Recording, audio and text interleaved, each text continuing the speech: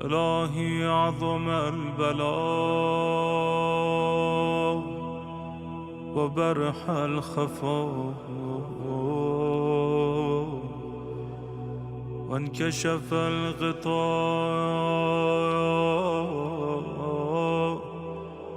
وانقطع الرجاء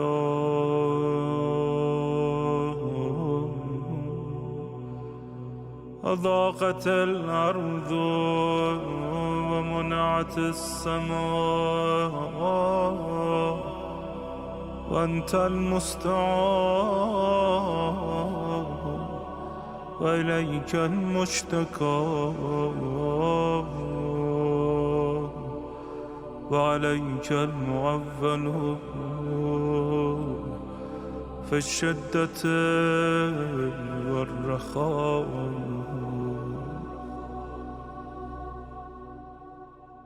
اللهم صل على محمد وآل محمد أولي الأمر الذين فرضت علينا طاعتهم وعرفتنا بذلك منزلتهم ففرج عنا بحقه فرجا عاجلا قريبا كلمح البصر أو هو أقرب. يا محمد يا علي يا علي يا محمد اكفياني فإنكما كافيان وانصراني فإنكما ناصران. يا مولانا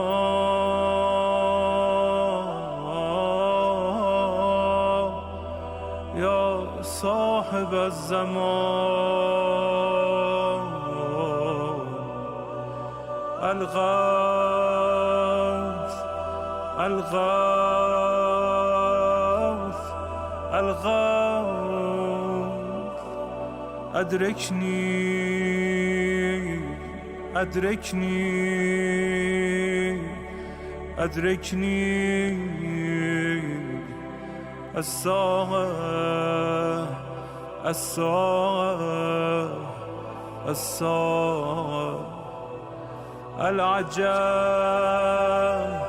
العجب العجب. يا أرحم الراحمين بحق محمد وآله الطاهرين.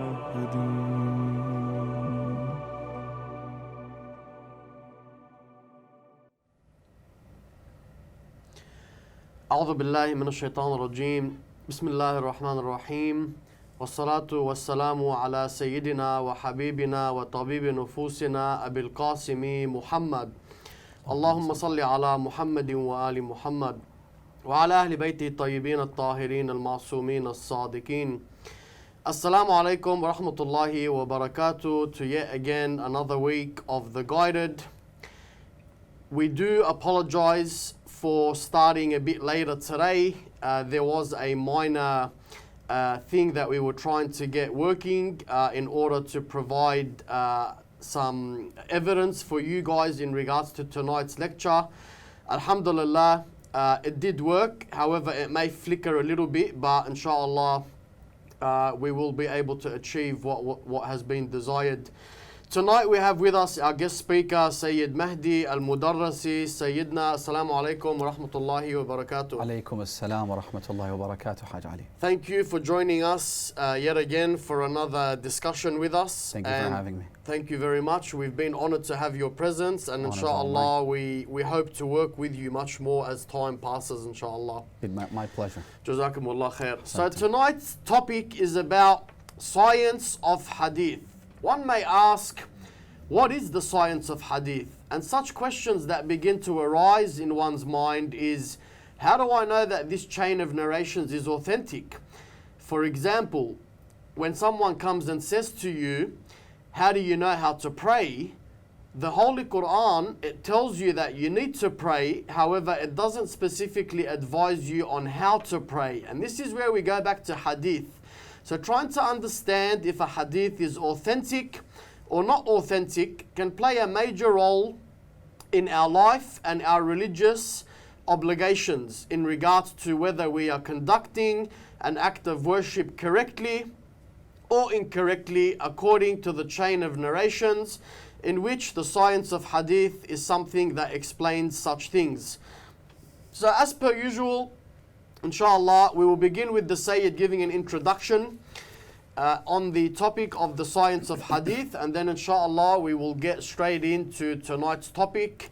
Sayyidina, tfaddal. بسم الله الرحمن الرحيم الحمد لله رب العالمين والصلاة والسلام على أشرف الأنبياء وسيد المرسلين وحبيب إله العالمين أبي القاسم محمد وعلى آله الطيبين الطاهرين المعصومين المكرمين الغرر الميامين. My dear brothers and sisters, and to you, my dear Haj Ali, Assalamu alaikum wa rahmatullahi wa barakatuh. You're absolutely right, as you stated in your introduction. The science of hadith is an incredibly important and instrumental, pivotal part of what it means to be Muslim.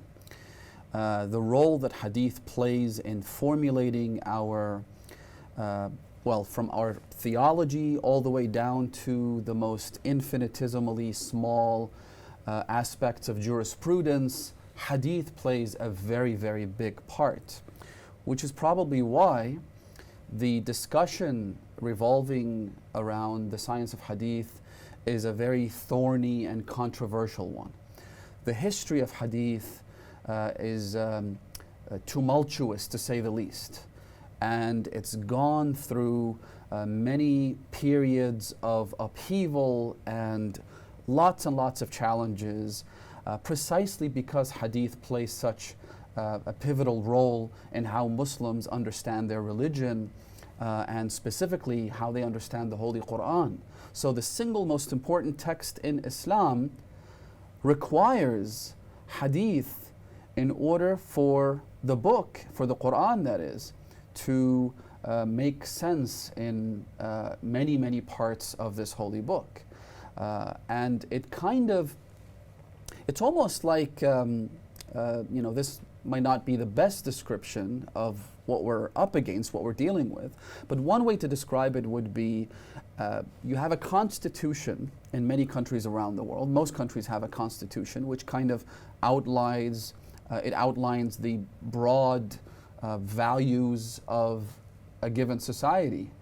But then in order to apply the constitution, you require another body of experts and people who are well versed in law and in understanding constitutional law so that they can elaborate and then use those broad strokes to arrive at specific laws and understandings of the Constitution. In many countries, that's the Supreme Court. In some countries, it might be the House of Representatives or the Parliament. And so you have the Quran, but then without Hadith, it's very difficult to understand what the Quran is trying to say. And so the flip side of that, as we pointed out earlier, is that Hadith can be used to manipulate the meanings of the Quran. It could be used to skew the message of the Almighty Allah, which again, it emphasizes the importance of this science, while it also points out some of the potential risks and pitfalls involved in this science. Ahsan Sayyidina. Thank you for the introduction. So Sayyid, we'll get stuck straight into the questions. A lot of important points to address. As we said, this could be, understanding Hadith in its essence is kind of something that has been linked with the Holy Quran. For instance, you can't have necessarily one without the other, because one translates the other, and obviously we're not in a position to understand, for instance, what the Holy Quran is talking about and what's being implied if it wasn't for the ahadith. So understanding it is something that's very important, and something that we'll focus on heavily tonight is the authenticity of certain books and or chain of narrators. So now we get stuck into the first question. The first question, what is a hadith? Simple enough question, although again, because of the thorny nature of the discussion, you might end up with different views on that. But I think broadly speaking, hadith in its literal sense, I mean, now when you say hadith, people understand that to mean that it's, the words of the Prophet, right? So, and that's true. However, if you go to the etymology of the term, hadith means novel, it means new, it means fresh, it means innovative, right? Which is why the Quran itself is called hadith. And I guess many people don't think of the Quran as being hadith, but it is. In fact, the Quran literally points in at least 4 verses that I've put together here, where God refers to the Quran as hadith. If I can actually show you this on my screen, you look at this particular screenshot right there. So in Surah Al-Kahf, Surah Al-Najm, Surah Al-Waqi'ah, and Surah Al-Qalam, Allah subhanahu wa ta'ala, for example, in Surah Al-Kahf says, فَلَعَلَّكَ بَاخِعٌ نَفْسَكَ عَلَىٰ آثَارِهِمْ إِن لَمْ يُؤْمِنُوا. You are killing yourself and trying to get them to believe in what? بِهَذَا الْحَدِيثِ أَسَفًا. God literally says to the Prophet, you're about to die of grief because you're trying to get them to believe in this hadith, which is a reference to the Quran.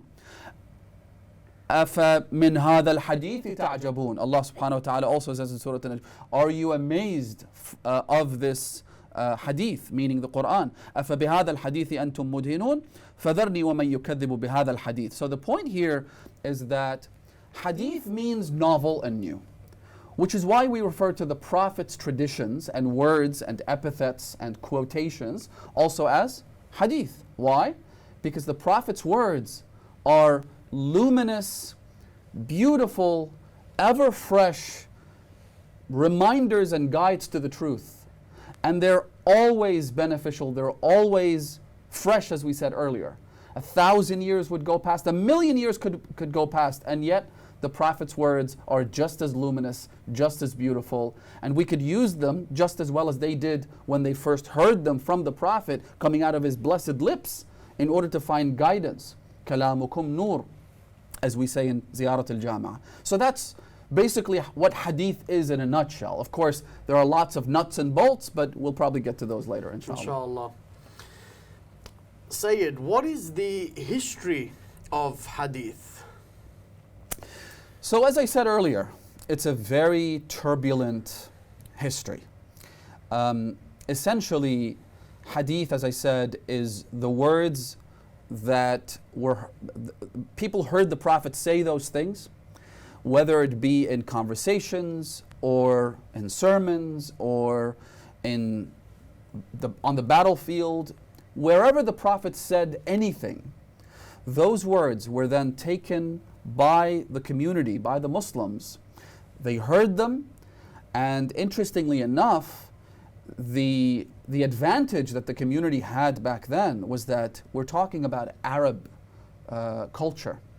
And the Arab culture, especially back in those days, was very much engrossed in literary perfection and poetry and things of that nature. And poetry, by its very nature, is very precise. It's like a mathematical equation. If you mess any part of it, it doesn't rhyme anymore. It doesn't convey the message or the meaning that it's supposed to.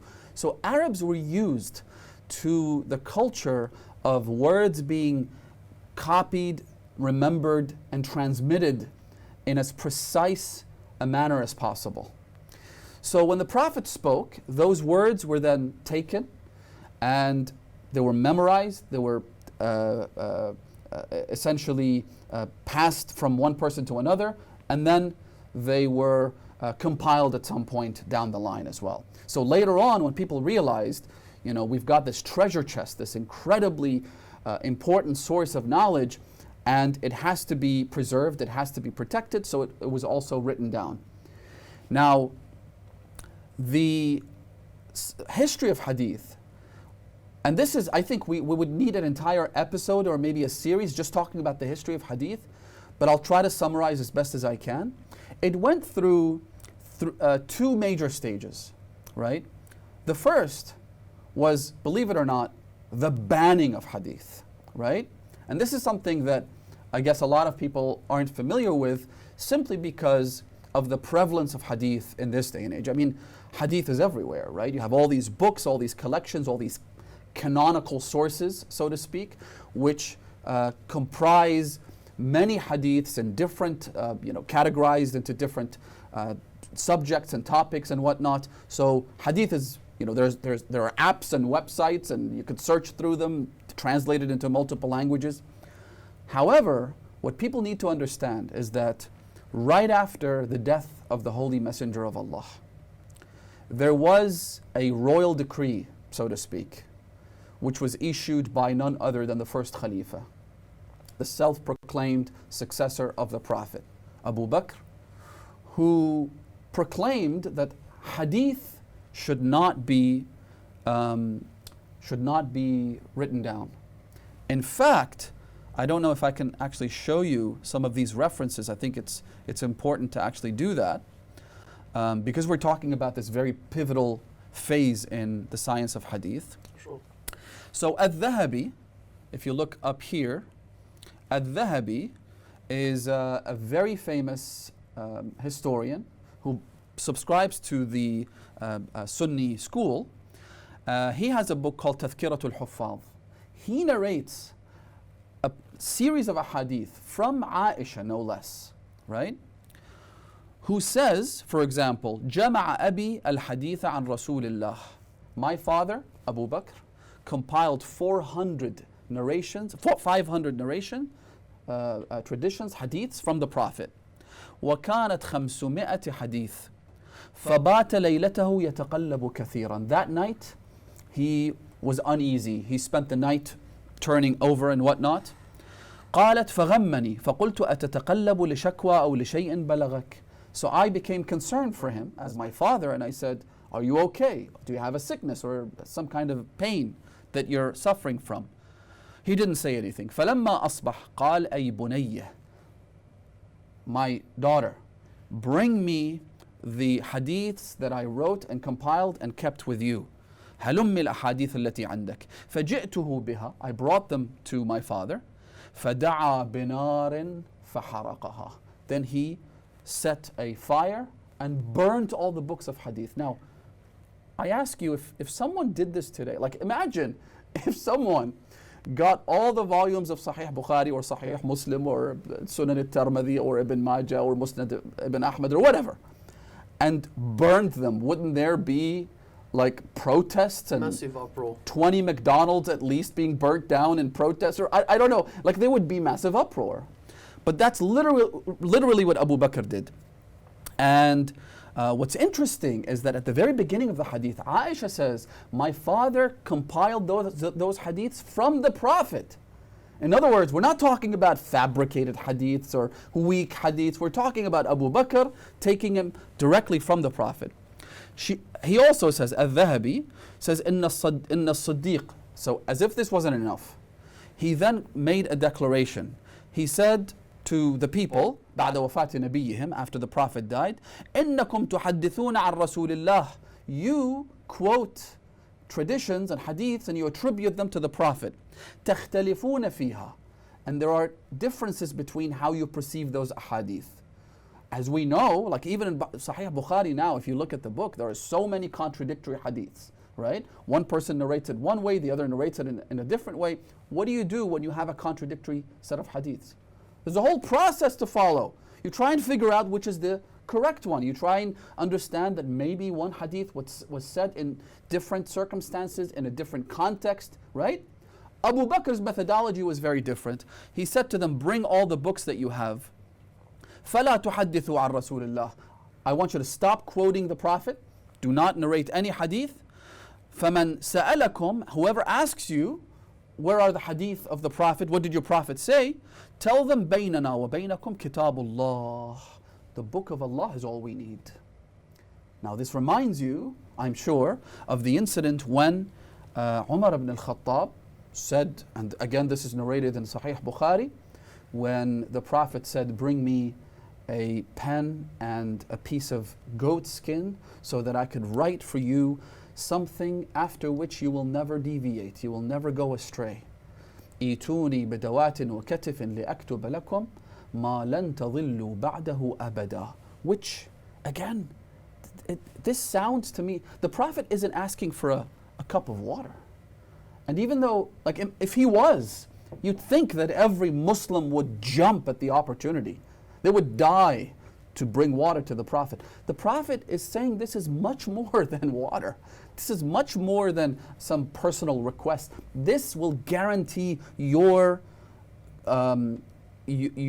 ability to stay on the right path, or the opposite. And Umar quite famously said, "Hasbuna kitabullah." We don't need you. We don't need whatever you're going to write. We don't need any hadith, which is literally what Abu Bakr says here. We only need the Quran. And then he said something that is, I believe, one of the worst insults that can be attributed to the Holy Messenger of God throughout history, which is, إِنَّ الرَّجُلَ لَيَهْجُرُ. He's delirious. He doesn't know what he's talking about. Now, Umar then came along when he became a Khalifa, and he basically continued the same tradition as Abu Bakr. Look at this next hadith that I've got here. Right? أن عمر بن الخطاب بلغه أنه ظهر في أيدي الناس كتبا فيها أحاديث النبي. There are some spelling mistakes here, but that's okay. Umar heard that people were gathered. Again, there was a ban and a prohibition on the compilation and collection and the writing of hadith for the duration of Abu Bakr's reign. And then people after that started to secretly put some books together, try and memorize, get people to convey what they had memorized from the Prophet on paper to sort of protect it. Umar heard, so immediately he summoned everyone. فَاسْتَنْكَرَهَا وَكَرِهَهَا. He said, this is wrong and it shouldn't happen and I would hate for you to do this. فَأَمَرَ النَّاسِ بِإِحْضَارِ كُتُبِهِمْ. Bring all your books. فَأَحْضَرُوهَا وَهُمْ يَظُنُّونَ. People brought all their books thinking that Umar was going to actually put them all together, create a nice compilation, maybe put leather casing and just try and put it in a museum somewhere or have people study those hadiths.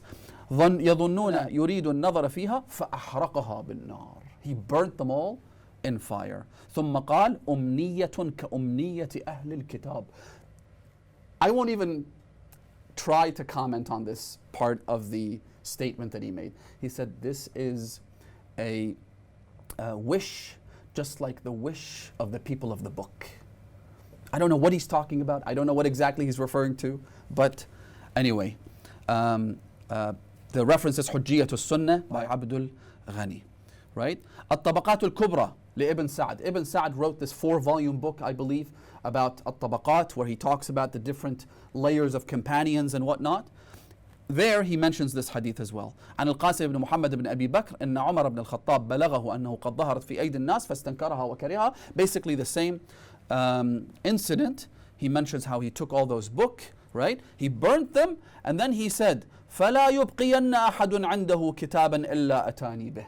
If anybody has any book which contains the words of the Prophet, bring it to me so that I could basically do the same thing. فأحرقها بالنار. So that phase, which was the prohibition of hadith, the writing of hadith, the collection of hadith, the anything to do with hadith, right? That lasted a long time. This next phase, and it actually lasted, the official prohibition lasted until the reign of Umar ibn Abdul Aziz al-Amawi, who was not a good man. Let's be clear, right?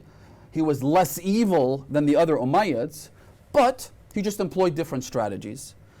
The official ban continued until then. But Muawiyah reversed the policy unofficially. And what he did was, he opened the floodgates to fake hadiths.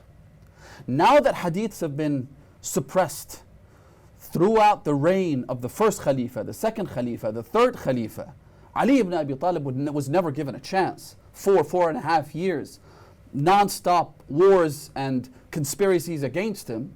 Right? After all this period, 29 years or so, when Muawiyah came to power, he said, you know what? People can't really tell the difference between an authentic hadith and a fabricated hadith anymore. So he essentially built factories to manufacture fake ahadith, right? Things that I think to honor you, the viewers, the show, you can't even mention how repulsive, how grotesque, how disgusting. One person, for example, comes to Muawiyah. He offered his services. He'd been a companion, right? Muawiyah said to him, I want you to make up a hadith that slanders Ali ibn Abi Talib. He said, sure, well, that's easy. So he sat down and he said, I heard the Prophet say that cursed is anyone, astaghfirullah, man yuhdithu fi masjidi, whoever leaves najasa and impurities in my masjid. Wa aliyun ahdatha fi masjidi. Allahu Akbar. I mean, it doesn't get more disgusting than that. Muawiyah said, here's 100,000 gold coins in exchange for that. So he started a marketplace, essentially. Imagine sometimes you want to download stock footage. There's like marketplaces for that. You want to download apps, there's an app store for that. Muawiyah created a hadith store. You get paid per the hadith. And if the hadith conforms to my political agenda, what I'm trying to do, attacking and tarnishing the reputation of Ali ibn Abi Talib and the Ahlul Bayt, you get paid handsomely. So these were the two main phases that hadith went through. But of course, there's a lot of other details, but we'll leave that for another time, inshallah. Ahsan Sayyid.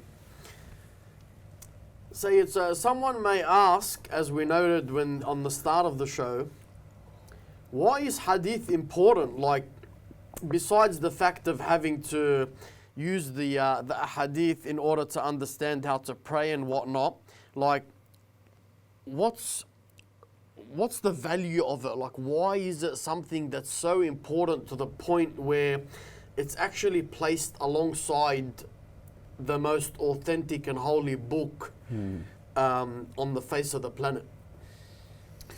So there is an incident, if I remember correctly, I think it was probably Hisham ibn al-Hakam or one of the companions of Imam al-Sadiq alayhi salam. I'm saying this off the top of my head, so the details are a little sketchy, but the message is what's important here.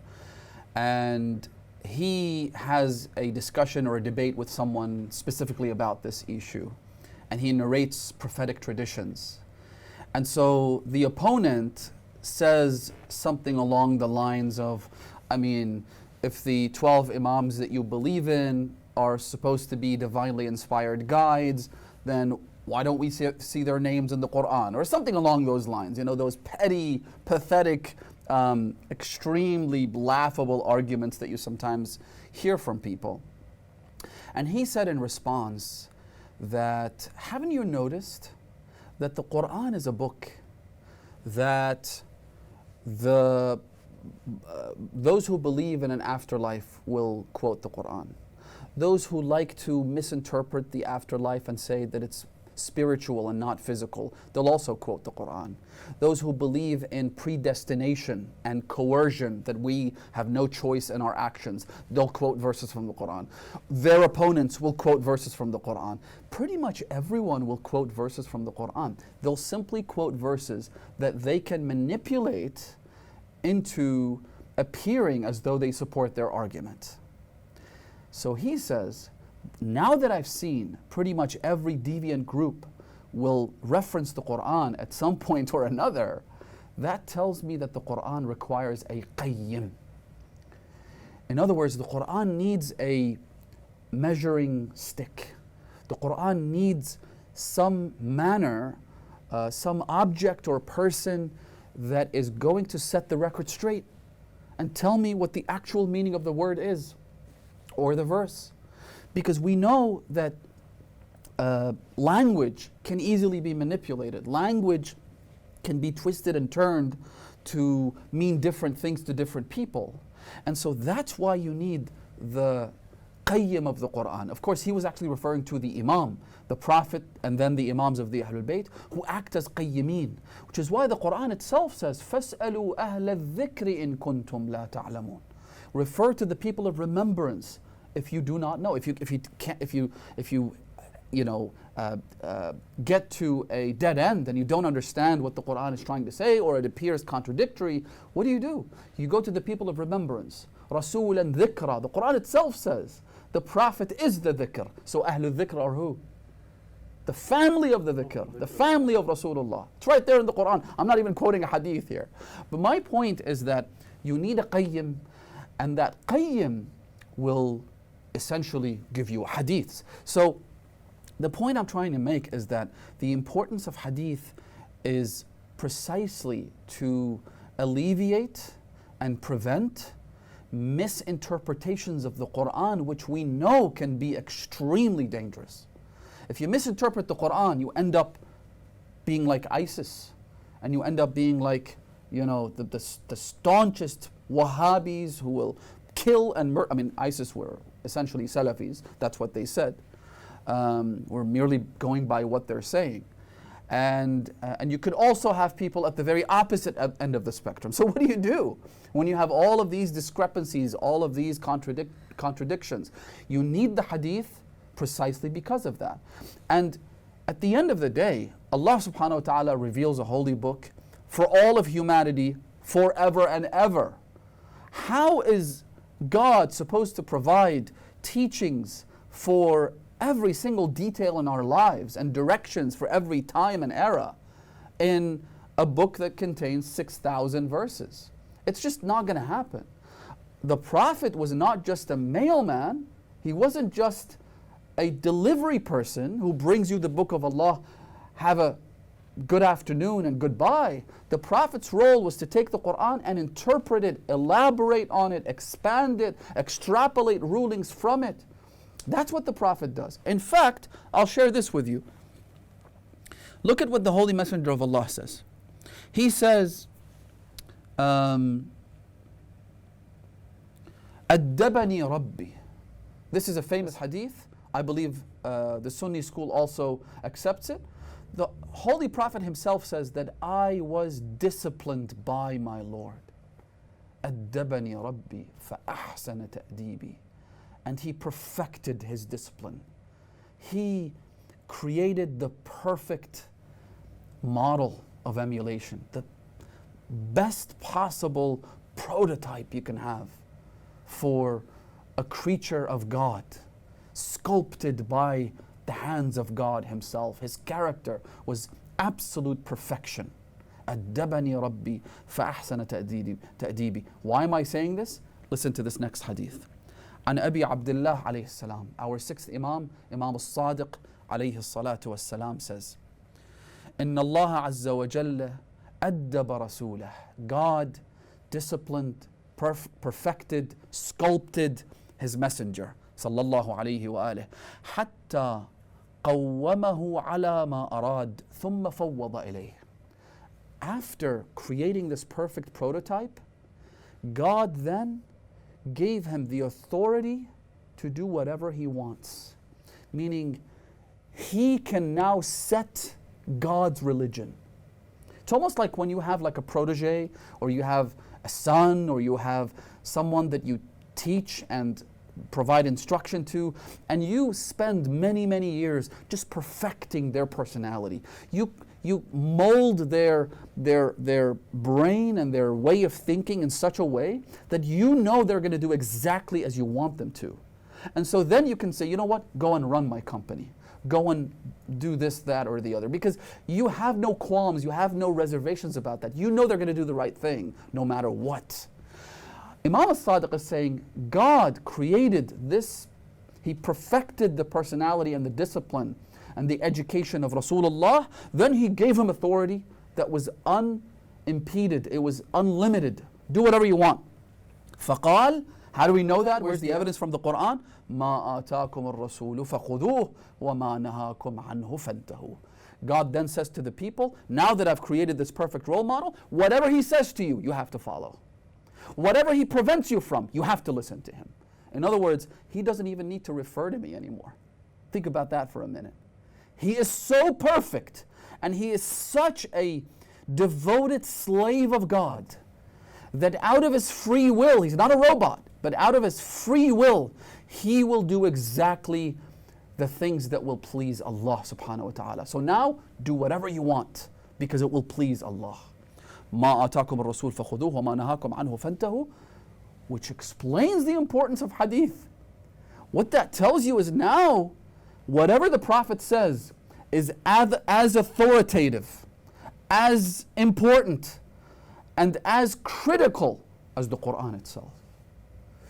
Let me share another hadith, or another verse in the Quran rather. Allah subhanahu wa ta'ala, again referring to this concept that I just articulated. لَقَدْ كَانَ لَكُمْ فِي رَسُولِ اللَّهِ أُسْوَةٌ حَسَنَةٌ لِمَنْ كَانَ يَرْجُو اللَّهَ وَالْيَوْمَ الْآخِرَ وَذَكَرَ اللَّهَ كَثِيرًا. Indeed, in the Messenger of Allah, you have an excellent exemplar and role model. See that model? Do whatever he does. So hadith becomes extremely important, because it's just as important as the Quran essentially. Of course, authentic hadiths, and we'll get to some of the ones that are incredibly, laughably inauthentic, but if it's authentic, then it's just as important. The reason I'm saying this, and I'll wrap up this question or this part of the discussion with this point, is because now, my dear brothers and sisters, we are going through a new stage.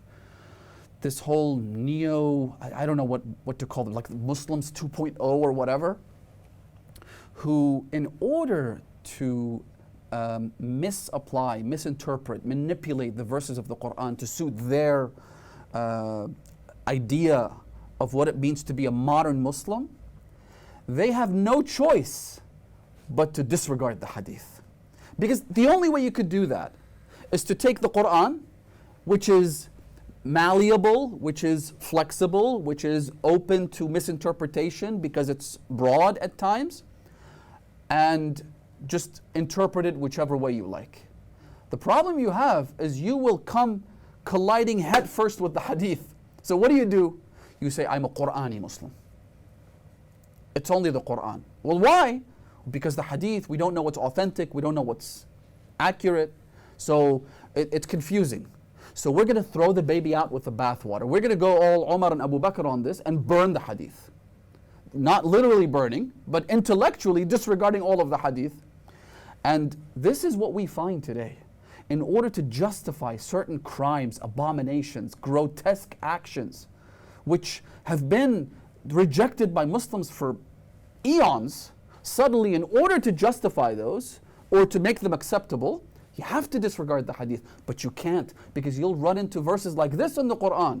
He's your model. Whatever he says, you have to follow. Whatever he says, which is why حلال محمد حلال إلى يوم القيامة وحرام محمد حرام إلى يوم القيامة.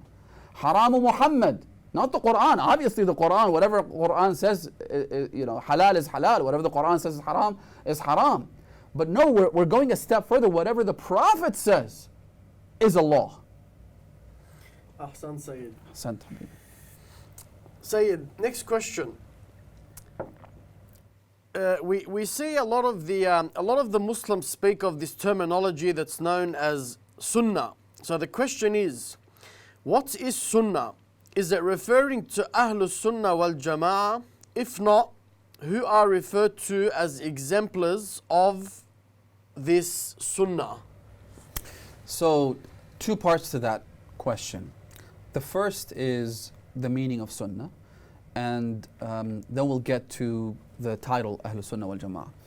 The meaning of the word Sunnah is the tradition of the Prophet, which is comprised of it's a broader term than hadith, because it comprises both the words of the Prophet as well as his actions. Referring back to those same verses that I quoted earlier about God saying that the Prophet has the greatest morals and conduct. You have to follow what he says. You have to refrain from whatever he prohibits you from, and many, many, many other verses in the Quran where the Prophet is made to take the position of authority in every facet of his existence. And this is something that Muslims have known for the longest time. Since the time of the Prophet, they understood that not only are the words of the Prophet authoritative and important and definitive and so on, but also his actions. So for example, if the Prophet drinks in a certain way, eats in a certain way, sits in a certain way, if he walks in a certain way, if he trims his beard in a certain way, if he clips his nails on a certain day, if the Prophet does anything, that is an example to follow. It's a role model to emulate. And Muslims, as I said, they may differ and disagree on what the Prophet actually did, as they would disagree on what the Prophet actually said, given all the fabrications and so on. But in principle, this is something that all Muslims have accepted to be to be very much part of our religion. So that's what Sunnah means. For example, the Prophet, when he got married to women, or when he married off young people to each other, one of his sunnahs, one of his traditions was that he would always stipulate that the dowry should be 500 silver coins, which I think is the equivalent of about maybe 1.5 kilos worth of silver, something along those lines.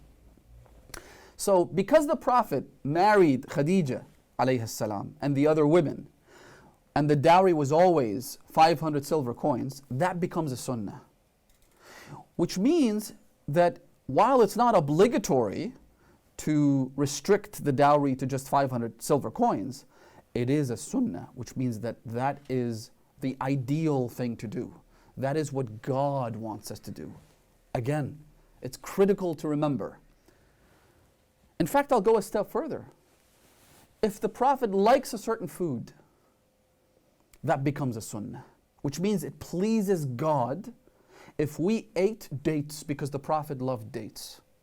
It would actually attract divine, heavenly, I should say, rewards if we ate dates. In fact, we have hadiths from the Imams that say, "Man akala bi shahwati Rasulillah." Whoever eats food because the Prophet enjoyed that particular food, no harm will reach them, right? If you wake up in the morning and eat a specific kind of date, which the Prophet loved, that day, no harm will come to you. Knowing that the action I'm about to take right now is designed to emulate Rasulullah sallallahu alaihi wa. The Prophet, for example, left Mecca during the migration, when he went from Mecca to Medina, Amirul Mu'mineen alayhi salatu wassalam famously spent the night in the Prophet's bed, essentially risking his life with certain death. The Prophet then went to Medina. Interestingly enough, Ali ibn Abi Talib doesn't get much credit there, but the person who just went along with the Prophet subtly is to be venerated. The Prophet, the Hadith tells us that the Prophet went up as he was leaving Mecca. You know that Mecca is a very mountainous region, right? So the Prophet went on top of one of the hills that surrounded Mecca. And traditions tell us that he stood there and looked back at his place of birth, his birthplace, Mecca, and he shed a few tears. He cried. His heart broke that I'm leaving Mecca. And then he turned around and he continued his path. Traditions tell us, traditions of the Ahlul Bayt alayhim as-salam, that because of that, it is discouraged, and as we say makruh, it is discouraged to sleep in Mecca. Because the Prophet's heart broke at not being able to stay in his birthplace, it is now makruh to spend a night in Mecca. You might say, well, what about Hajj? What are we going to do when we go to Mecca? Well, the Imams of the Ahlul Bayt, look at how careful they were to emulate the Prophet sallallahu alaihi wasallam. The Imams would go do the tawaf, for example, then go back out to Mina and spend the night there, which is technically outside. Back then at least, it was outside of Mecca. Or they would go to Arafat, or they would go to any of the surrounding villages and whatnot. They would not sleep in Mecca, as sacred and holy as Mecca is, because the Prophet's heart broke. Of course, as I said, this has been something that Muslims have unanimously subscribed to, that whatever the Prophet does, whatever the Prophet refrains from, becomes a sunnah. Now we have people like Kamal al-Haydari, for example, who says that no, that's not the case. So what, the Prophet likes something, does that mean that we have to, do the same thing? That's just it's his desire as a human being, right? But that goes against what the Quran is saying. The Quran is very, very explicit on that, right? في رسول الله أسوة حسنة. Whatever the Prophet does, ما آتاكم الرسول فخذوه. The mere fact that Rasulullah sallallahu alaihi wasallam did such a thing becomes a good thing to do, right? End of story. أدبني ربي. God sculpted him. God made him into the perfect character that he is. But as I said, nowadays we have people who are casting doubt about this issue. The idea being that if you humanize the Prophet, meaning that you lift the infallibility from the Prophet, you turn him into a normal person who simply delivers messages, right? Then if what you believe, if your opinion differs from what the Prophet said or did, all of a sudden you could get away with it. You could say, well, it doesn't matter. And you could go against those hadiths which say that the Prophet did such and such, right? So that's the idea. But going back to the last portion of your question, and I'll make this very brief inshallah, Ahlul Sunnah Wal Jama'ah technically means the people of the tradition of the Prophet and the community. However, this is a nice title to have. The problem is that this was a political party. You know how you have the liberals and the conservatives, or you have the Democrats and Republicans and whatnot? There was a political party established by Muawiyah, which he called Ahlul Sunnah Wal Jama'ah, right? If nowadays you have a party that's called the Party of Virtue and Goodness and Charity, it doesn't make it about goodness and charity and whatnot. I'm not talking about individual members of the Sunni school of thought, right? May Allah bless them. I hope that by having these discussions, we can actually open our eyes up to the reality that surrounds us and try and bridge those gaps, try and get a little understanding between us instead of just being at each other's throats all the time. But historically speaking, Ahlul Sunnah Wal Jama'ah was a term coined by Muawiyah. And there was a reason he did that. He did it because, as I said earlier, he was manufacturing all of these concocted and fake traditions, hence the Sunnah, right? And also the Jama'ah part was in order to exclude other people. In other words, if you're with us, you're either with us or against us. If you're with us, you're from the Jama'ah. You're one of our boys. But if you dare decide to go against us, then you are cast out. You are not from the Jama'ah, right? وَلِلشَّارِدَةِ الذِّئْبِ, as they say in Arabic. It's like you have a flock of sheep, and then if one sheep leaves the flock, you know it's gone. You know the wolf is going to come for it, right? So you stay with us, stick with us, we'll take care of you. You leave, you're done, right? So it was a political party established by Muawiyah.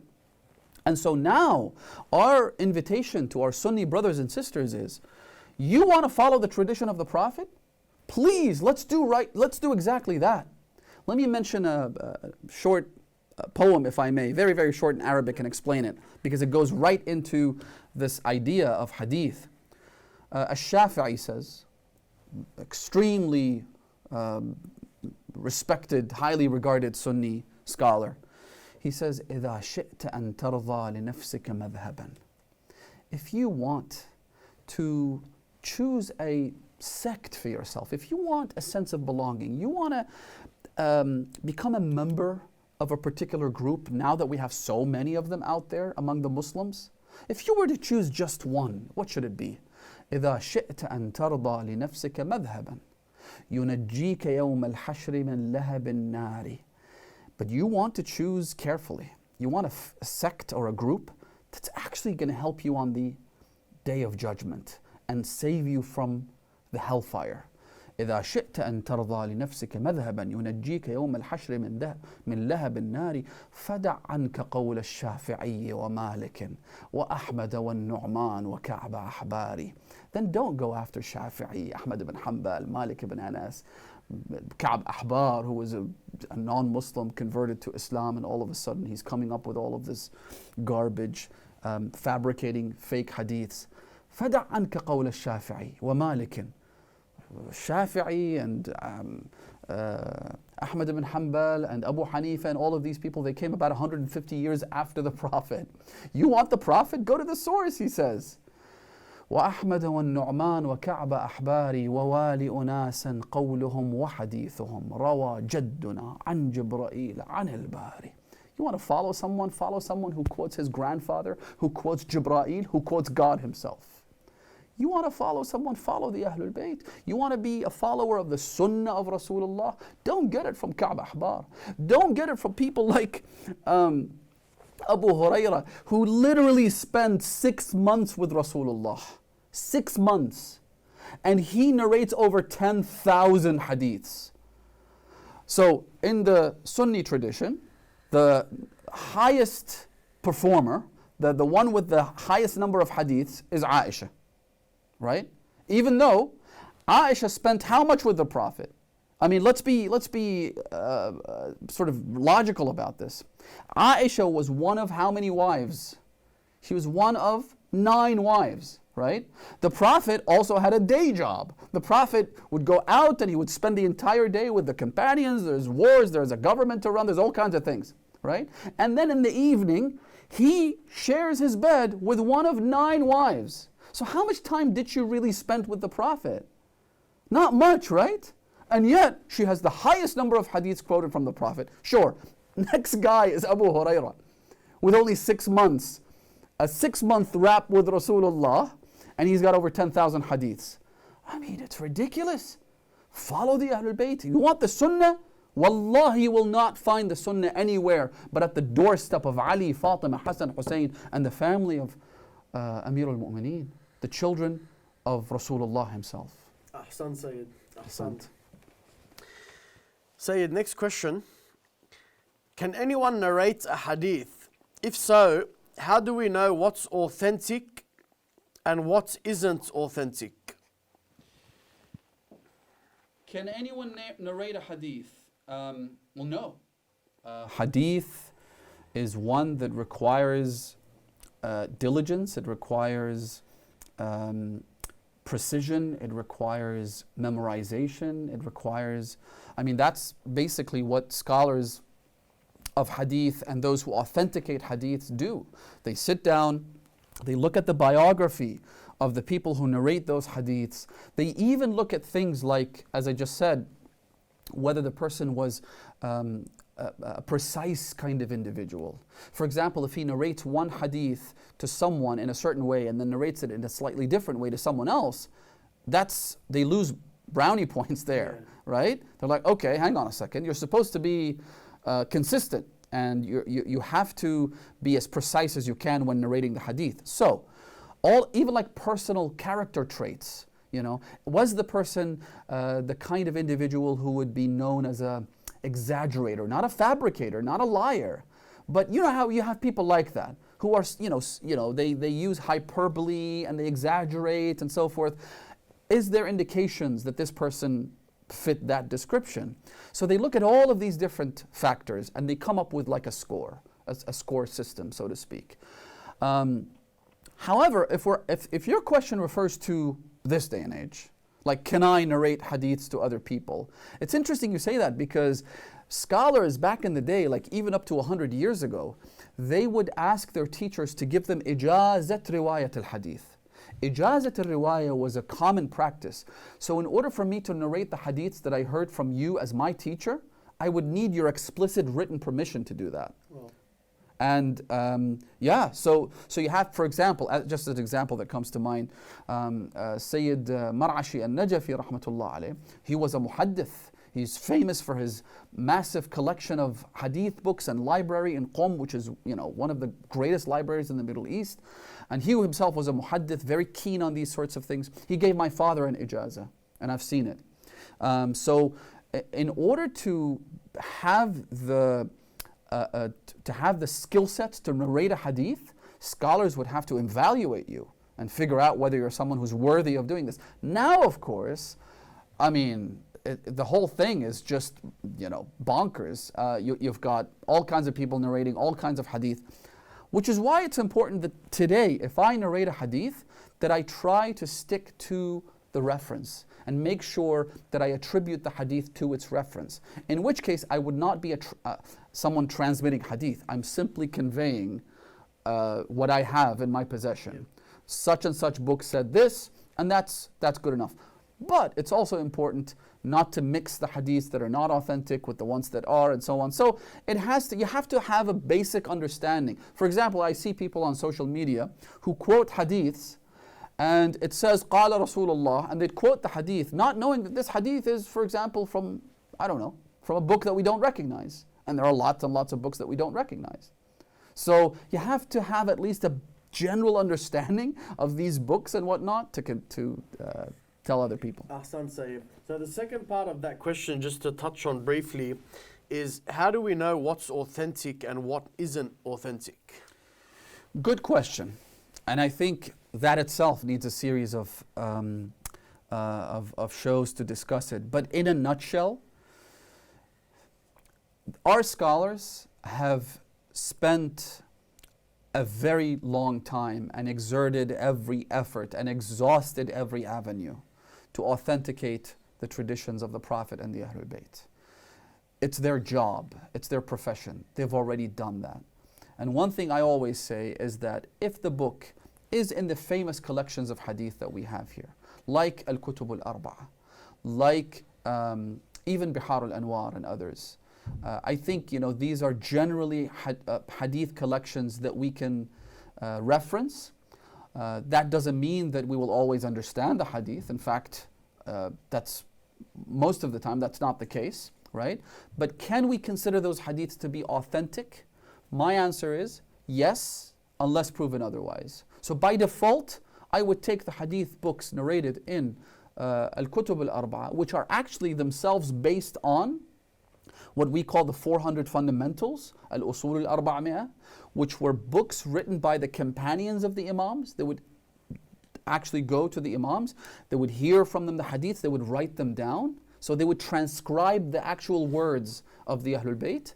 Then those books, which, as I said, the number reached 400, those books were then taken back to later Imams for authentication. So Imam al-Rida alayhi salam famously, Imam al-Jawad alayhi salam also famously, people would go and take these books. For example, the author of the book might be Al-Halabi, who was a companion of Imam al-Sadiq, his grandson would then go to Imam al-Ridha alayhi salam and say, I have this book from my grandfather, he quotes your grandfather, Imam al-Sadiq, can you authenticate this? And the Imam would go line by line and authenticate them, right? So this massive collection of 400 books were then condensed in Al-Kafi and the other Kutub al-Arba'a, right? Al-Tahdhib, Al-Istibsar, and Man La Yahduruhu al-Faqih, right? So at the end of the day, for us to go and authenticate every single hadith that we find in these collections is reinventing the wheel, right? You're wasting your time. And that's exactly what Shaykh al-Na'ini rahmatullah alayhi, the teacher of Sayyid al-Khawi and many of the ulama and maraji' of this generation, right? That's exactly what he said. He said to try and authenticate every hadith in these 4 books is juhdul ajiz. You're wasting your time, right? It's like trying to lift a weight that's just too heavy. It's not your job.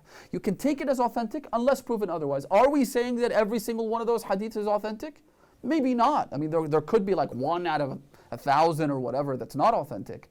But we can read these books and try and learn them feeling safe that for the most part they're authentic. That's not something we can say about some of the other books out there, and we'll get to that inshallah. Ahsan Sayyid. So Sayyid, can you touch on the compilation of Nahjul Balagha and other books with the likes of Wasa'il al-Shi'a, Al-Kafi, Man La Yahdaruhu al-Faqih? So some of the books that you just mentioned. So inshallah we'll speak about that, and then the following question speaks about other books from other schools of thoughts.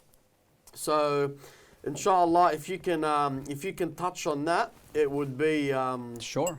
Awesome. So I mean, I think we probably covered the part about the Al-Kutub al-Arba'a with the 400 fundamentals. That's just, the discussion kind of as condensed as possible. One thing I will add though is that many of these collections, like Al-Kafi for example, the blessed book of Al-Kafi written by Muhammad ibn Yaqub al-Kulayni, that book is not based on riwayah, but rather for the most part it's based on mashayikh. Now this is an important distinction which I want to quickly elaborate on. A riwayah is Haj Ali sees Mahdi al-Mudarrisi mentioning a hadith. He takes this hadith which he heard, he will then say it to his wife, and then his wife would say it to their neighbor, and the neighbor would say it to someone else, and then 50 rings down the chain, right? The hadith, you kind of have doubts about whether or not this is authentic. Was it right? Was there someone in the chain who was a liar, an exaggerator? Or is the actual wording of the hadith intact from beginning to end? And it's kind of confusing. But that's what a riwayah is. Riwayah is to narrate one person from another. A mashayikh is different. A mashayikh is, you are my shaykh, which means that I'm your student, I'm your protege. I am someone who spends lengthy periods of time attending your study circles, learning from you, asking you all kinds of questions, going through the nuts and bolts and every single detail about every hadith, right? You become my shaykh. And then you give me that ijazah which I referred to earlier. You give me a written authorization and permission to narrate this hadith to another person to whom I become the shaykh. Right? So it's a long line of sheikhs. It's not neighbors quoting their neighbors. It's teachers transmitting the hadith to their students. And when it comes to Al-Kafi and Kutub al-Arba'a, that's what they were. Which is why they'll even mention the chain at the beginning of each hadith, and they'll say something like, وَعَن مَشَايِخِنَا, from my teachers. So the chance of this hadith being somehow not intact, or we'd get it wrong, or whatever, is minimized to the nth degree, right? So that's something a lot of people don't know, and they should understand. As far as Nahjul Balagha is concerned, Nahjul Balagha, of course, was compiled about 700 years ago, which means that it's not as close to the time of the Imams as books like Al-Kafi, right? Al-Kafi was compiled during the lesser occultation of Imam al-Zaman. And they had contact with the emissaries, the representatives of the Imams. So in terms of authentication, it was much easier, it was much closer. Nahj al-Balagha was compiled way later by Al-Sharif Al-Radhi, Ridwanullah Ta'ala alayh. However, can we still take it as authentic? The answer is, the chain of narration isn't the only way you can authenticate a hadith with, right?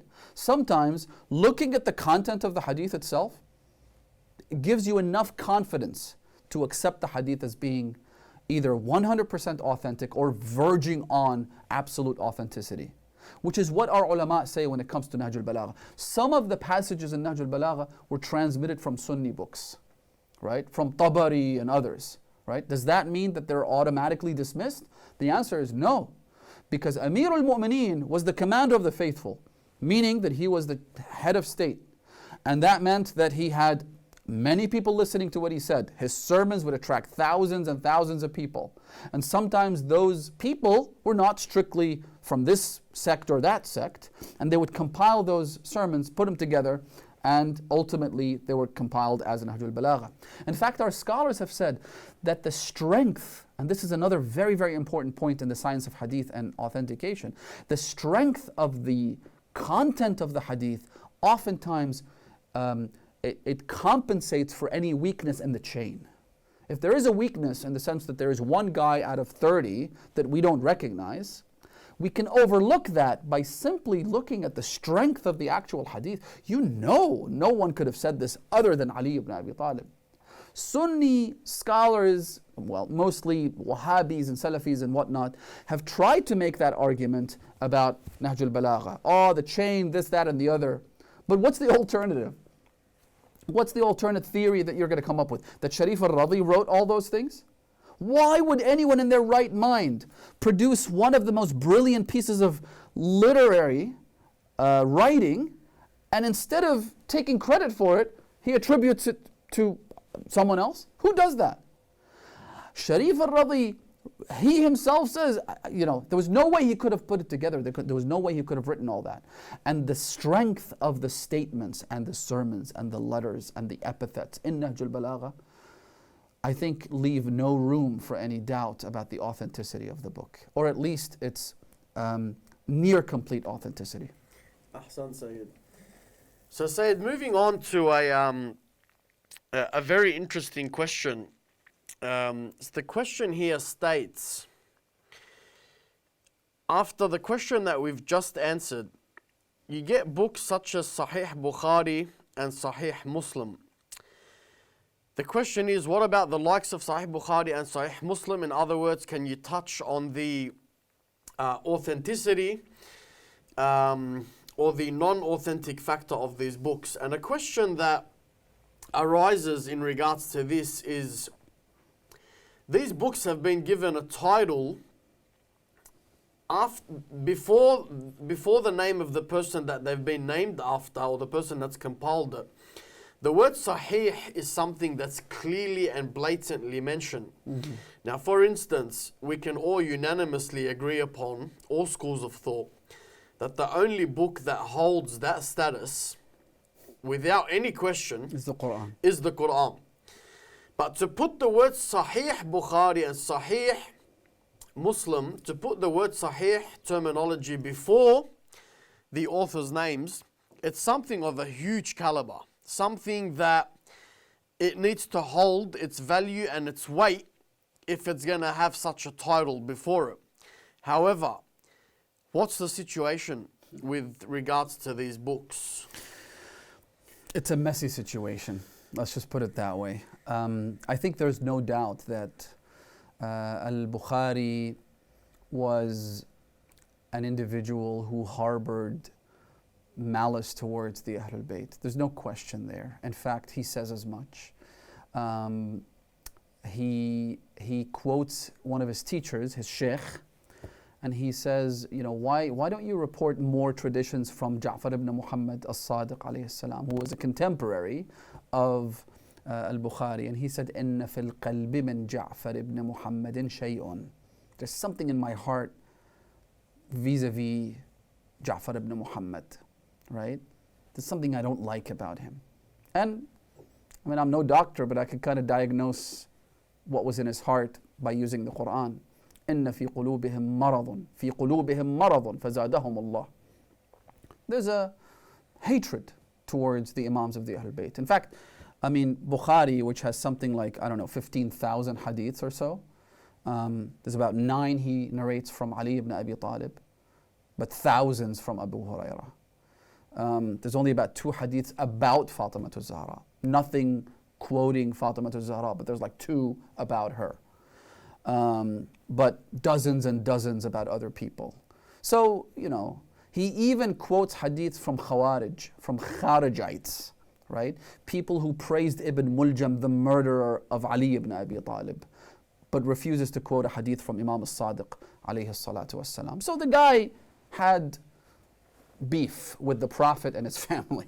Let's just put it that way. Because the Prophet said, Ya Ali, harbuka harbi. Whoever fights you, fights me. You have a problem with Ali ibn Abi Talib, you have a problem with Rasulullah. You take it up with him. But it gets much worse, right? To the extent that when you look at Bukhari, I mean, some parts of it are just comedic, right? In fact, they're not comedic. It's like a horror show, right? In fact, I'll have to preface this one hadith that I want to share with you with a very, very bold warning that this is going to get scary. It's like a horror movie, so brace yourselves. And the hadith I want to share with you is one, if we could share the screen. So this is from Sahih Bukhari in Kitab al-Ta'bir, in the book of dream interpretation, right? We might have the reference later, but this is the beginning of the hadith. And this is from a site called sunnah.com. So again, just to give you some context, she's talking about the time when the Prophet received his revelation for the first time. So this isn't some minor incident. This is literally about when the Prophet became a messenger of God.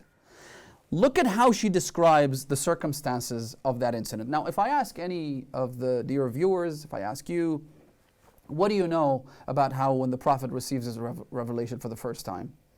Most people would say the Prophet was in Ghar Hira, he was praying and worshipping, and then he heard a voice. The voice said to him, Iqra, right? What did the Prophet say in response? Most people would say, they'll quote Bukhari, Ma ana biqari'. Can't read. I can't read. I'm an illiterate. I don't know anything. So why is he being chosen as a prophet? I have no idea. But that's basically this version of the story. And it's narrated by none other than Aisha. So listen to this. Now, who's lying here?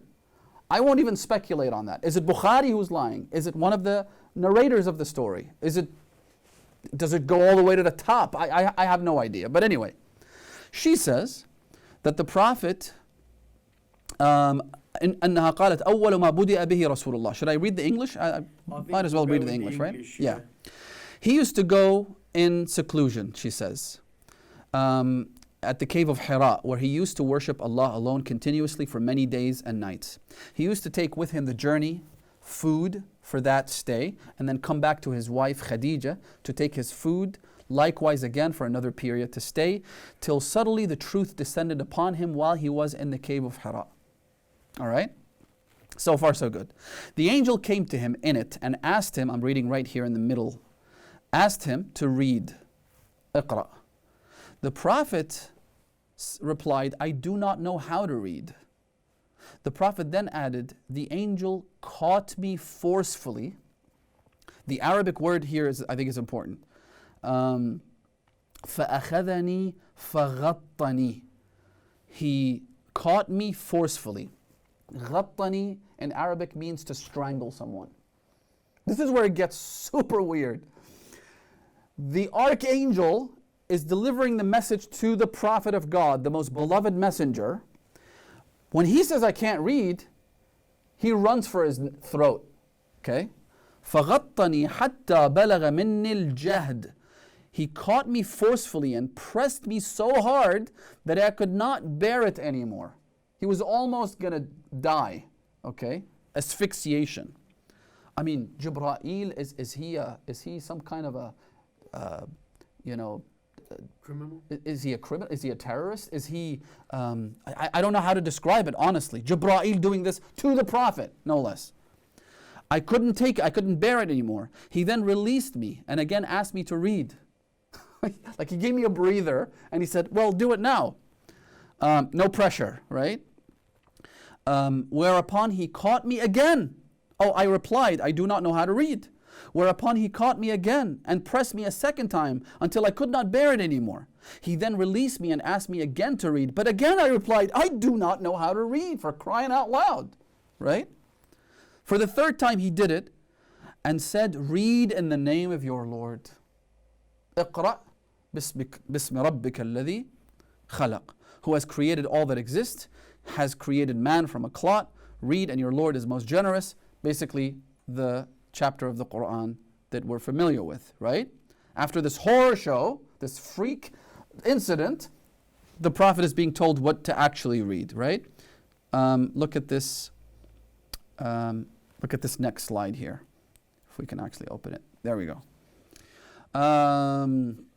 Then Allah's Messenger returned with the inspiration. So now the Prophet knows what he's supposed to read.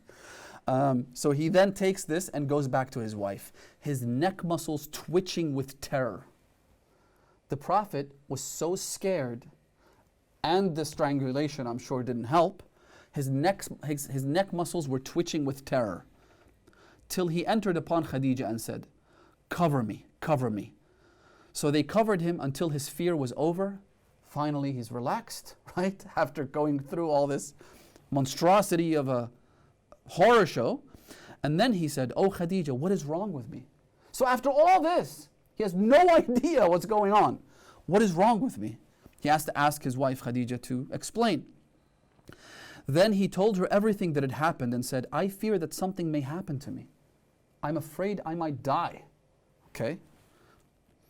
Khadija said, never. But have the glad tidings, for by Allah, Allah will never disgrace you as you keep good reactions with your kith and kin, speak the truth, help the poor. So Khadija is comforting the Prophet and giving him some solace and direction so that he's not that confused anymore. It's as if she's in the position that he should be in. Exactly. He needs someone, he's the chosen one, Habibullah, right? Khatimur Rusul. Someone needs to tell him, calm down. Speak the truth, help the poor and the destitute, serve your guests generously and assist the deserving, and so on. Khadija then accompanied him to, so now they want to figure this out. Is this some kind of jinn? Is this some kind of disease? Did I just see, like what happened to me? Who sets the record straight? Who helps the Prophet figure this out? Khadija's Christian cousin. In other words, thank God for Waraqa ibn Nawfal, because without him, our Prophet would never have figured it out. Like he would be all over the place. Khadija then accompanied him to her cousin Waraqa ibn Nawfal. Waraqa was the son of her paternal uncle, her father's brother, who during the pre-Islamic period became a Christian and used to write the Arabic writing and used to write of the Gospels in Arabic. So, thank God for the Gospels. Thank God for the Bible, otherwise Islam wouldn't exist, right? He was an old man and had lost his eyesight. Khadija said to him, oh my cousin, listen to the story of my nephew. Listen to what this guy has to say. Waraqa asked, oh my nephew, what have you seen? The Prophet described whatever he had seen. Waraqa said, this is the same Namus, meaning Gabriel, an angel who keeps the secrets from Allah and sent to Moses. What you saw was not a jinn. It wasn't some scary cartoon character. This was Jibreel himself. I wish, let's go to the next one. I wish I were young and could live up to the time when your people would turn you out. Allah's Messenger asked, will they turn me out? Waraqa replied in the affirmative and said, never did a man come with something similar to what you have brought, but was treated with hostility. In other words, they're going to hate you. This is what's going to happen to you. Like he tells his entire future. If I should remain alive till the day when you will be turned out, then I would support you strongly. But after a few days, Waraqa died, and the divine inspiration was also paused. Now, this is where it gets really, really weird. Because now the Prophet, thanks to the Christian Waraqa, thanks to his wife, knows that he's a prophet, okay? But suddenly the inspiration, the wahi stops. It happened once. I mean, you can only take So much exactly, right? So it paused for a while, and the Prophet became so sad, as we have heard, that he intended several times to throw himself from the tops of high mountains. And every time he went up to the top of the mountain in order to throw himself, Gabriel would appear before him and say, "Oh Muhammad, you're indeed God's messenger. Come on, dude. Why are you killing yourself?" The Prophet attempted suicide because he was so sad and confused, according to Bukhari, right? And Jibreel had to literally stop him, right? You are indeed Allah's messenger in truth. And he had to say it 3 times for it to click, okay? Whereupon his heart would become quiet and he would calm down and would return home. And whenever the period of the coming of the inspiration used to become long, he would do so as before. In other words, the suicide attempts, all the cut marks, all the throwing yourself from the top of the mountain did not stop. Whenever, I mean, am I the only one laughing at this? Whenever the Prophet did not receive inspiration for a lengthy period of time, he would try and kill himself, right? Gabriel would again appear before him and say to him what he had said before, and so on and so forth. This is Sahih Bukhari. And we're not even like scratching the surface. We're not even looking at all the misogyny, the terror, the violence, the aggression, all the other stuff. This should be the single most important piece of your heritage and your history, because it's the beginning of the religion. So my point in response to your question, and I'll wrap up with this, is that Bukhari is nowhere near anyone, that I could reliably take a hadith from. Yes, there might be a hadith there which I could use to validate our position, right? And that's why we quote Bukhari all the time, to prove that this is in your books. أَلْزِمُوهُمْ بِمَا أَلْزَمُوا بِهِ أَنفُسَهُمْ. This is in your books. And it says, for example, that when Fatima died, she was angry and upset with Abu Bakr. That's in Sahih Bukhari. And so we can still refer to Bukhari. I'm not saying all of the hadiths are not authentic. All of them should be thrown out. But if it gets this stuff wrong, how could you rely on anything else he says? Ahsan Sayyid.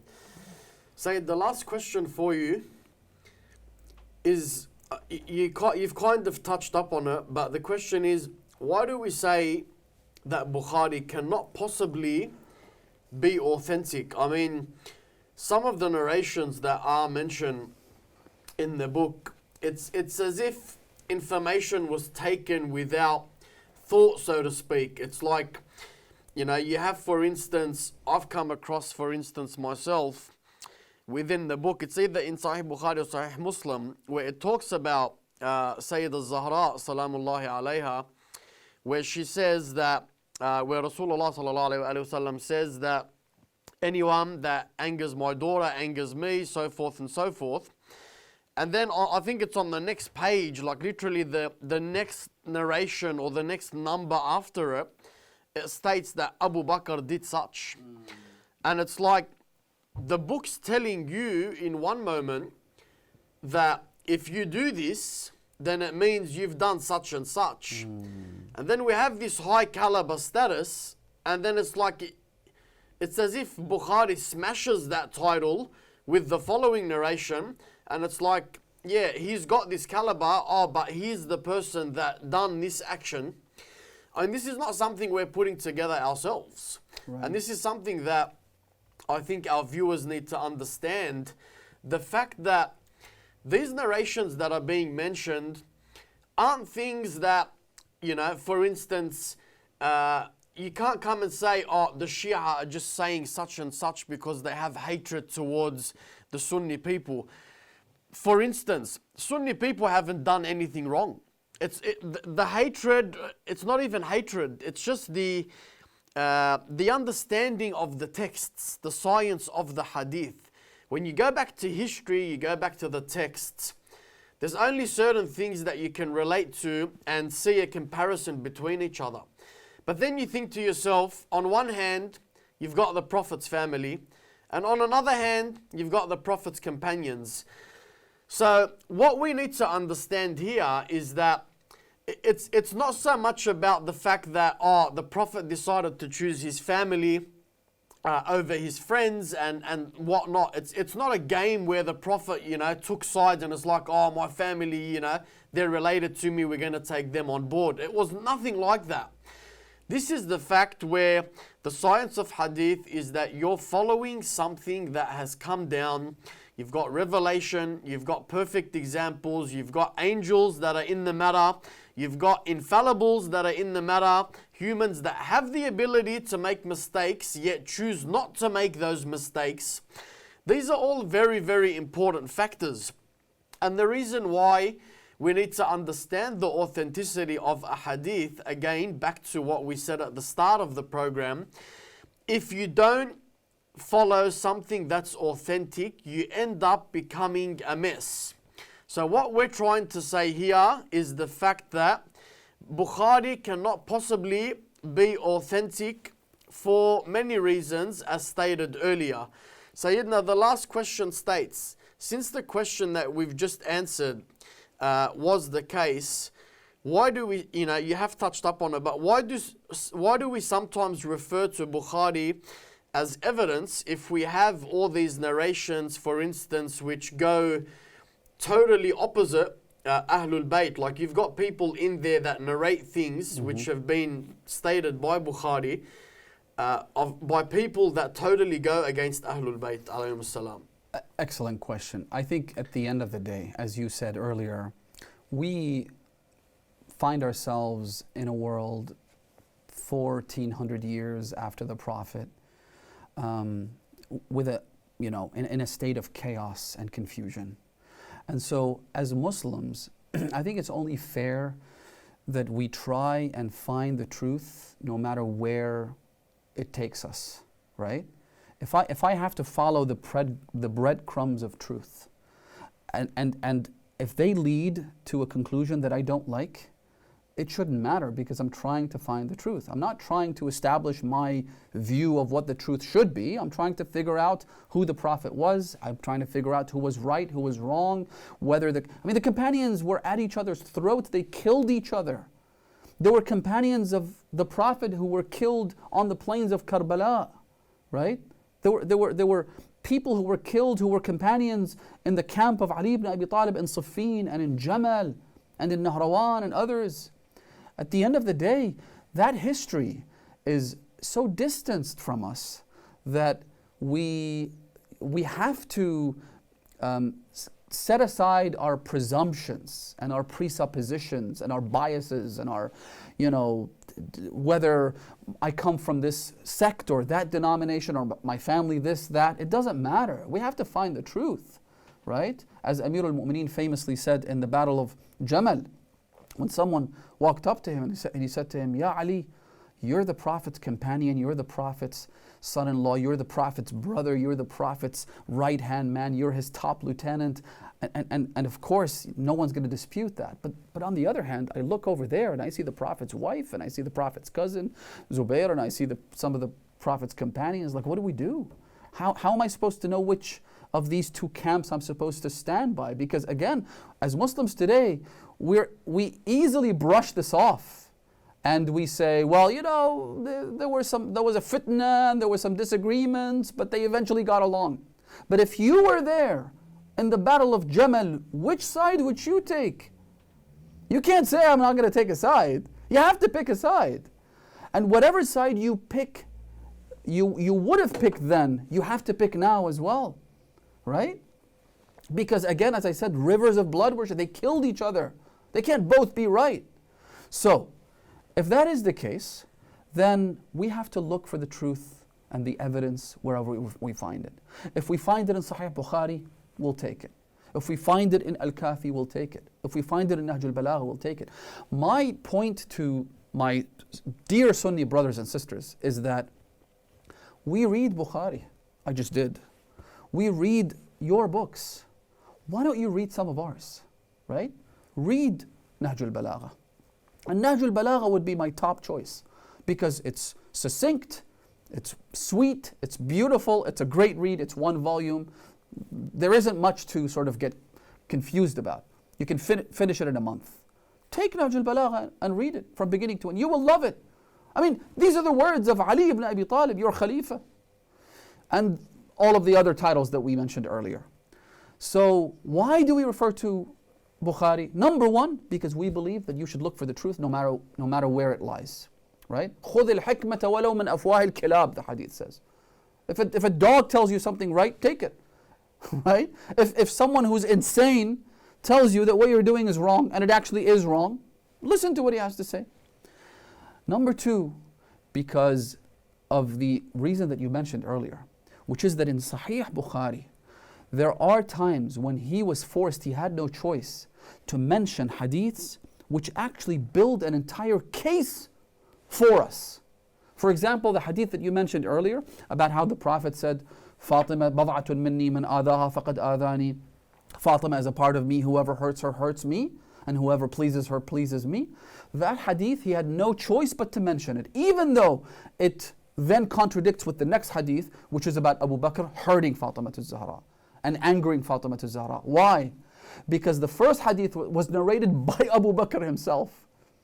It was Abu Bakr who heard the Prophet say this. He thought back then that this was somehow something that tarnished the reputation of Ali ibn Abi Talib, because he assumed the Prophet is saying this because there was a marital dispute between Fatima az-Zahra and her husband Ali ibn Abi Talib. So Abu Bakr and Umar went around and told everybody, قال رسول الله فاطمة بضعة مني من آذاها فقد آذاني, meaning that we got Ali ibn Abi Talib on something, right? So Bukhari had no choice. It was so famous, everybody had heard it.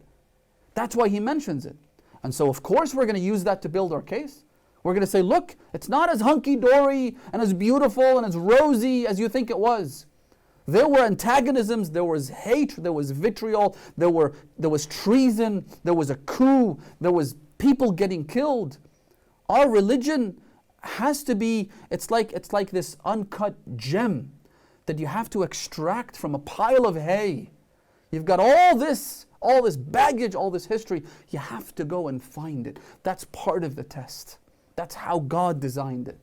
You have to exert some effort in order to find the truth. But once you find it, khalas, you're good to go. You find the truth so manifest and so clear. I once met a guy who walked up to me. Subhanallah, it actually sends shivers down my spine every time I remember, because it was so scary for me at the time.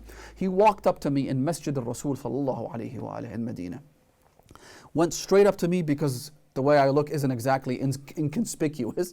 So he walks up to me and he said, where are you from? I said, I'm from Karbala, the holy city of Karbala, Imam al-Hussein. He said, oh yeah, I'm from Yemen. Are you Shia? I said, I'm a follower of the Ahlul Bayt. He said, well, I'm from Bani Umayyah. Excuse me, he said, this black turban, does it refer to your lineage to Fatima az-Zahra, to Ali ibn Abi Talib and the Prophet? I said, yes. He said, I am from Bani Umayyah. But I became a Shia by reading Sahih Bukhari. He said, that's all I had. I didn't even have any Shia books. No one proselytized.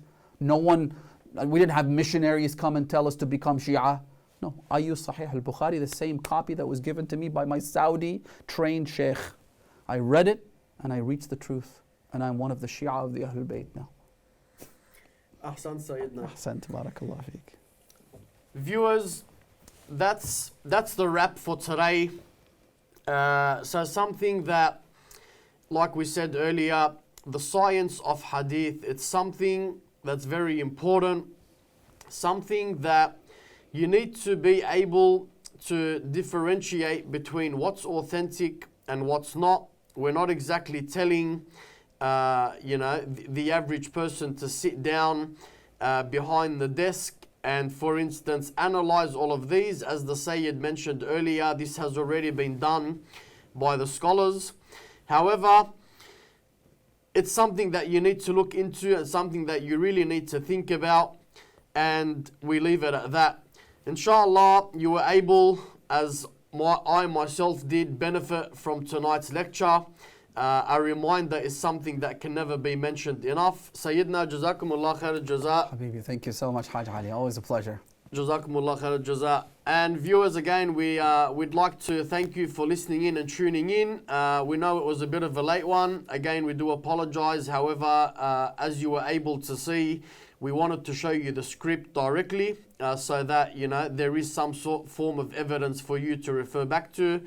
Walhamdulillahi Rabbil Alameen. Wassalatu wassalamu ala Rasulillah wa ahli baytihi ajma'een. اللهم صل على محمد وآل محمد. السلام عليكم ورحمة الله وبركاته. السلام عليكم. اللهم إنا نشكو إليك فقد نبينا صلواتك عليه وآله وغيبة ولينا وكثرة عدونا وقلة عددنا وشدة الفتن بنا وتظاهر الزمان علينا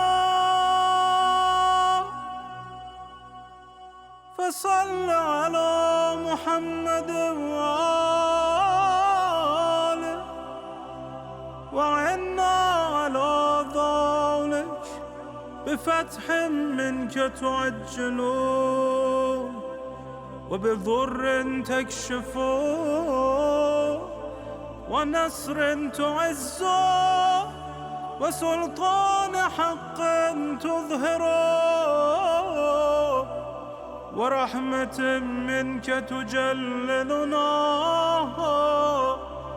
وعافية منك تلبسنا برحمتك يا أرحم الراحمين.